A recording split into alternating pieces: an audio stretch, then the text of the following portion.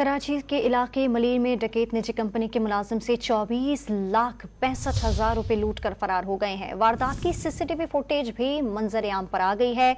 आपको अपडेट कर रहे हैं कि कराची के इलाके मलीर में डकैत निजी कंपनी के मुलाजिम से 24,65,हजार रुपए लूट कर बासानी फरार हो गए हैं, जिसकी फुटेज भी आप डॉन न्यूज के टेलीविजन स्क्रीन पर मुलाहिजा कर रहे हैं। रिकवरी की रकम बैंक में जमा कराने जा रहा था। मुतासरा शख्स का पुलिस को बयान है। इस पर मजीद तफसीलात जान लेते हैं डॉन न्यूज के नुमाइंदे मोहम्मद बिलाल से। मोहम्मद बिलाल, बताइएगा, फुटेज भी मंजर आम पर आ गई है, पुलिस का क्या मौकिफ है इस हवाले से? जी बिल्कुल, देखिए मलीर सिटी में पेट्रोल पंप पर 24,65,हजार रुपए की डकैती की वारदात हुई है। मुसल्लह डाकू निजी कंपनी के मुलाजिम से मुबैना तौर पर 24,65,हजार रुपए लूट कर फरार हो गए। वारदात की सीसीटीवी फुटेज भी मंजर आम पर आई है। मोटरसाइकिल सवार शख्स पेट्रोल पंप पर पहुंचा करते हुए